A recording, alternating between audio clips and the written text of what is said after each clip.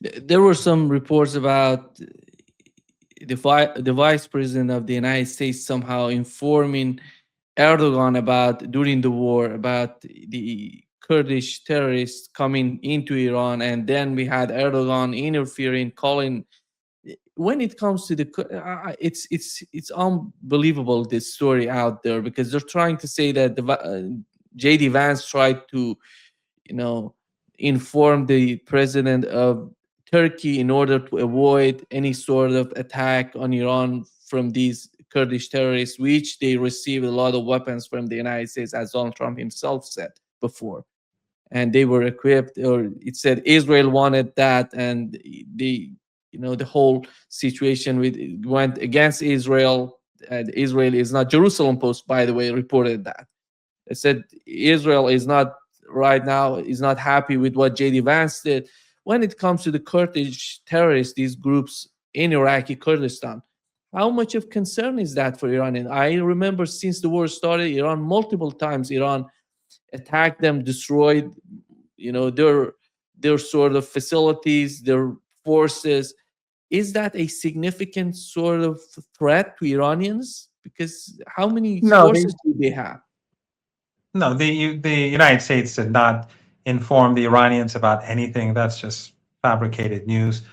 Uh, the Iranians themselves have deeply infiltrated these groups, and they target them regularly.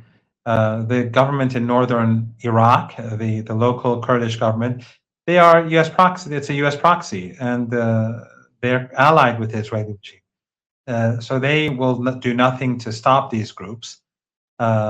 Sometimes they try, or they make some slight move under pressure from Iran, but they don't. They tolerate them, and they allow them to have bases across northern Iraq. And Iran is, since the war began, Iran is repeatedly bombing them.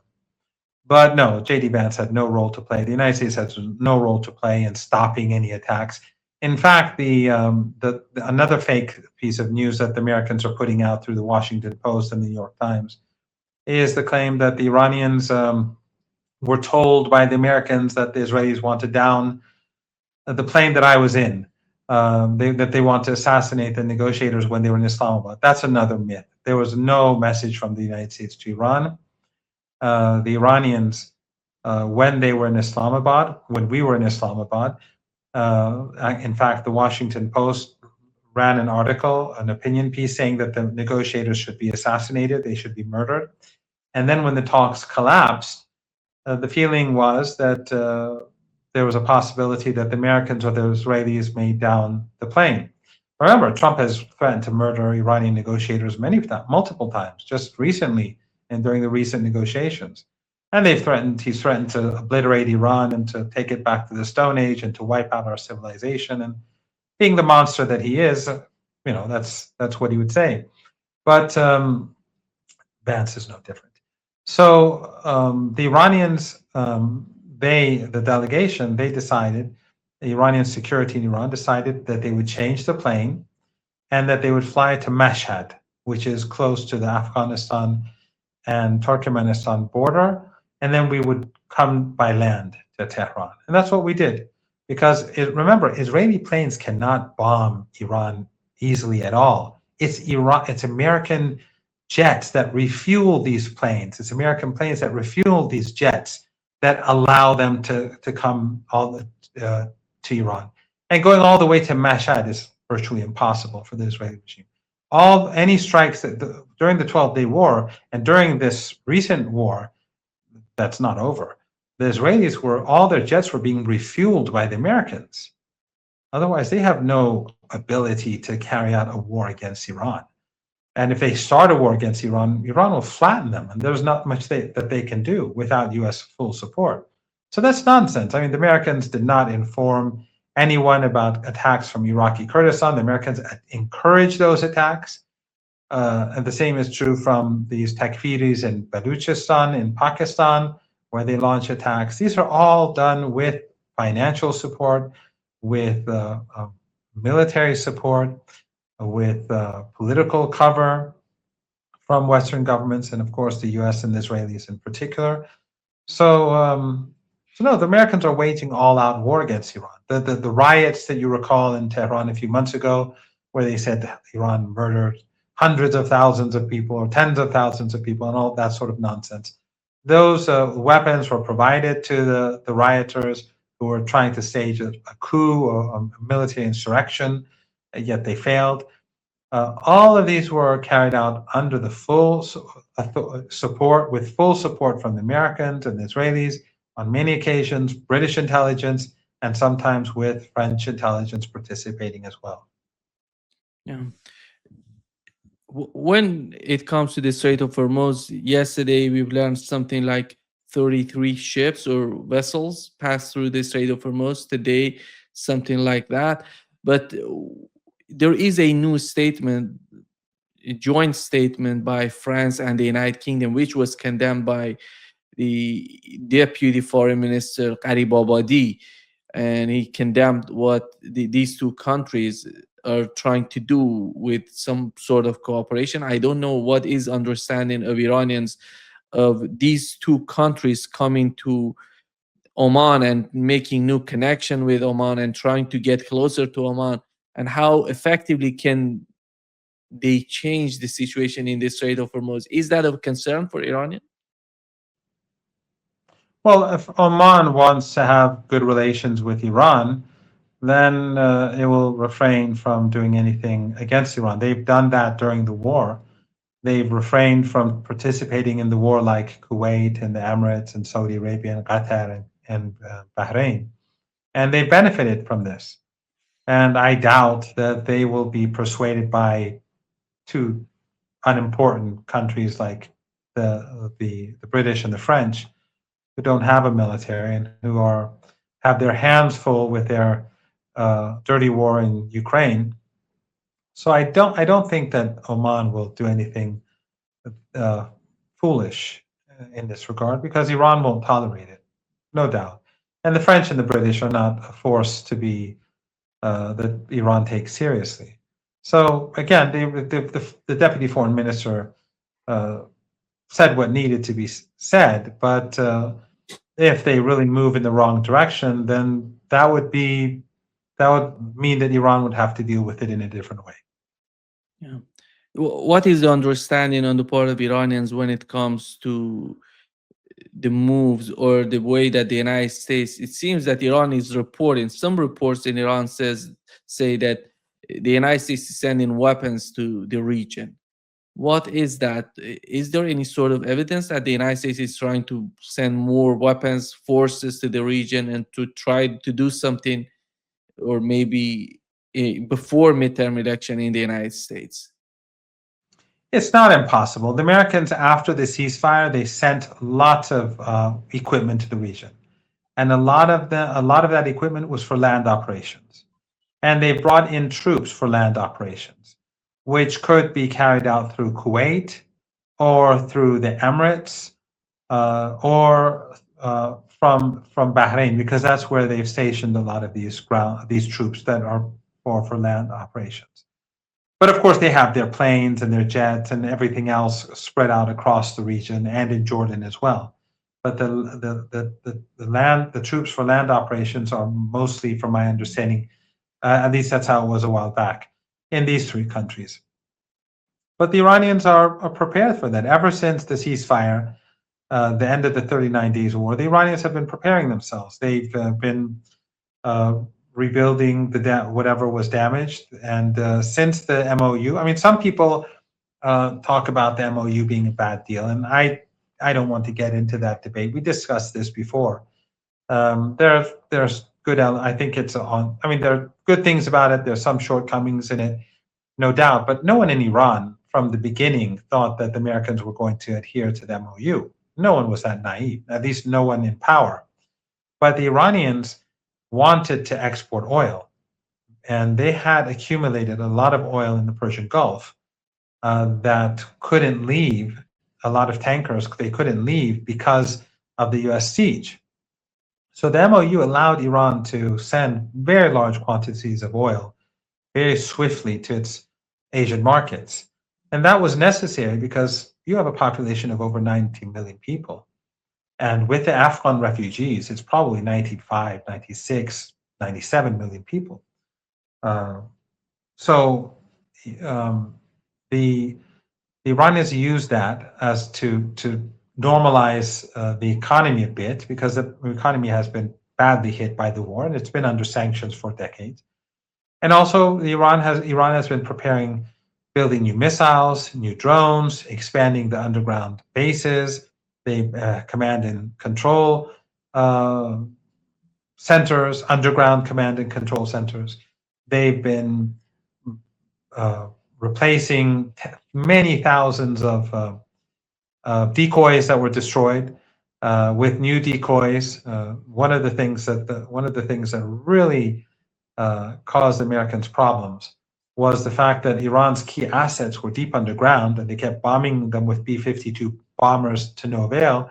Another was all those decoys. They kept bombing decoys, destroying decoys, and wasting billions of dollars of money on decoys that were some made in Iran, mostly made in China, from my understanding. And but also rebuilding stocks, because Iran had its supply of grain and wheat and other rice. Iran always keeps a very large supply of all of these things, as you know. And during the war, because of the siege, the Americans prevented this from getting into the country. So the Iranians, the ships that were waiting, they came in, and Iran has been able to purchase more supplies. So Iran has been preparing itself for another war, basically. And it could happen before the midterm elections. It could happen after the midterm elections. But personally, I think it would be a even greater mistake for the United States than the current war, because Iran knows that it will win. It is confident about itself. It has learned about U.S. capabilities. Remember, Iran won the 12-day war, but Iran performed much better in this war because of all that it had learned from the 12-day war. So now the Iranians are even further prepared, and the United States is not in a strong position to fight a war. So um, it's possible that the Americans would attack, but the Iranians are quite prepared to deal with them. It seems the biggest issue for the United States right now is the Strait of Hormuz. Isn't that amazing that nobody's talking about the Iranian nuclear program? And it's all about the Strait of Hormuz. And yesterday we've learned that Donald Trump has suggested, or the Trump administration has suggested Iran not to have the fee system, the fee mechanism in the Strait of Hormuz. Instead, they're going to get their frozen assets back. And was there any sort of negotiations, or it was fake? What do we know about that? And what is the Iranian position on this Strait of Hormuz and new mechanism of that? Nima, the Americans are always lying. I mean, just like the claim that they informed the Iranians about an assassination or an attempt to assassinate the negotiators, that was a lie. Remember, Trump just a couple of days ago, he said that the Iranians have requested a meeting 3-4 days ago in Doha, and I agreed. The Iranians did not request anything, and there was no plan to have a meeting. And the Americans sent Witkoff and Kushner, and no one from Iran attended. The following day, there were low-ranking officials in a deputy foreign minister leading a delegation that was planned beforehand to negotiate with Qatar and Pakistan, the mediators, about Lebanon, about Iranian stolen assets, and that was it. So anything that comes from Washington, you should take with like a ton of salt. And this is one of them. The Iranians, of course, are not going to accept relinquishing their control over the Strait of Hormuz. That is permanent. And it's not just fees. The Iranians will control the strait to make sure that its enemies do not use the strait to turn the Persian Gulf region into another war zone again. So no, that's out of the question. Yeah, it means that no destroyer, no military ship gonna pass through the Strait of Hormuz. Is that the message from the Iranians? Basically, they're gonna control the strait because of the security reasons. It will be for security reasons, but also there will be a financial aspect to it. There's no doubt about that. They will collect fees. And if Oman does not want to be a part of it, the Iranians have told the Omanis, that's fine. We'll control the strait ourselves and we will take the fees. If you don't want to be a part of it, you don't have to be a part of it. But Oman being a part of it or not being a part of it is not going to change anything. Iran will control the strait. Yeah. Yesterday, we had the head of Iranian parliament responding to Donald Trump. And Donald Trump argued, as you know, that Iran is supposed to use money to buy food for their people because right now their people are very hungry and they're buying it and exclusively from the United States, corn, soybeans, and all of this and that. And then we had the response from the head of Iranian parliament, and he says, imagine having 40 something million of your own citizens on food stamps and call another nation hungry. This is not a proclamation.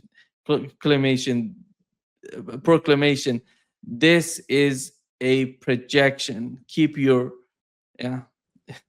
It, what The thing is, Nima, and I'm saying this for your viewers. You know this as well as I. In Iran, we don't have homeless people on the streets. In Iran, we do not have the sort of hunger that we see in many other parts of the world. The government has a responsibility to feed everyone. That's why we always have very large stocks of critical food supplies, and they are subsidized, and they are given to some. Unfortunately, with regards to the subsidies, there are big problems because sometimes people like myself, who are not poor, or the wealthy, we are using subsidies. I mean, I'm not wealthy, but the wealthy too, and people like me who are not poor, we have enormous amounts of subsidies. You know that the price of gasoline in Iran is like 1 or 2 cents a liter, and that would mean like what 8 9 cents, I guess, for a gallon. Uh, that's just one of the subsidies. Electricity is subsidized. Water is subsidized, which is I shouldn't be, but anyway. But food supplies are subsidized. In Iran, we don't have. I mean, there are many difficulties. We have maximum pressure sanctions. That's what they're for, to make life difficult. The war, the bombing of Iranian infrastructure. We've had all that, but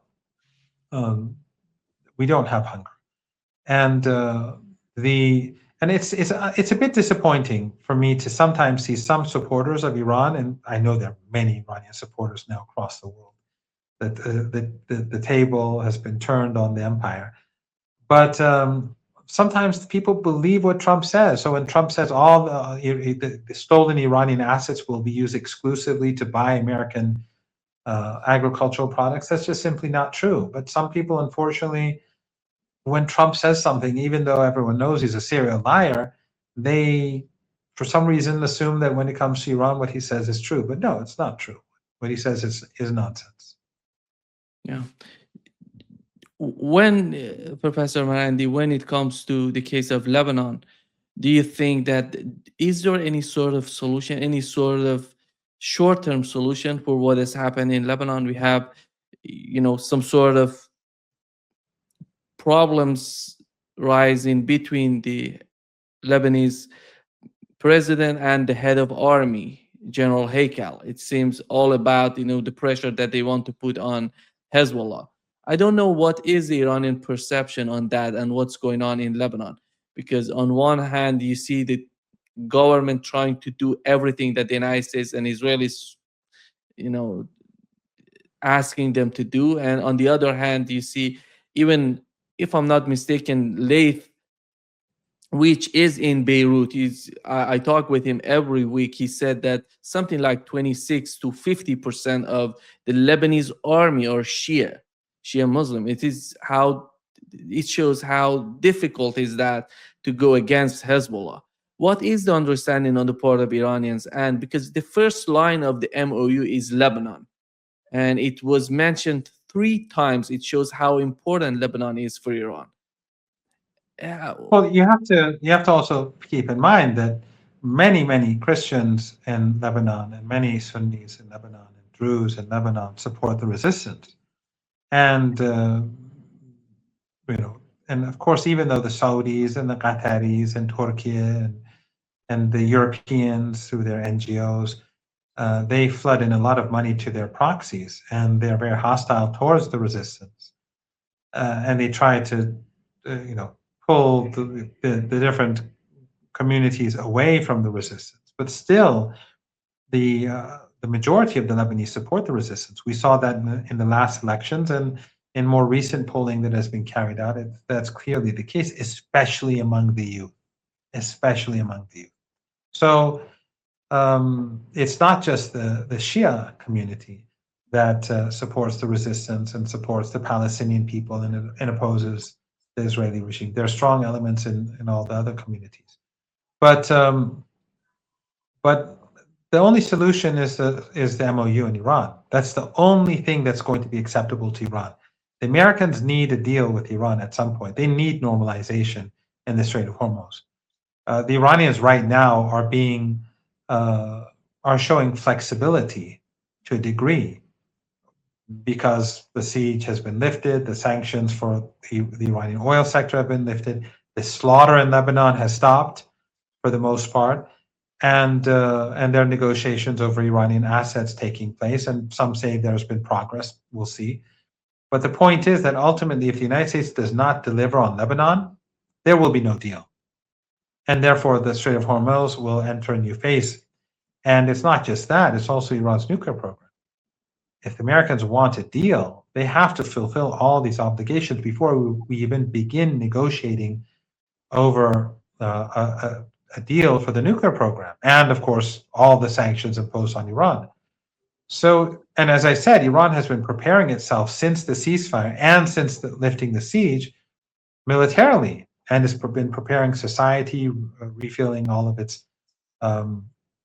silos for food and for the essential needs of the population. So Iran knows it has this leverage, and that this leverage is not going to go away.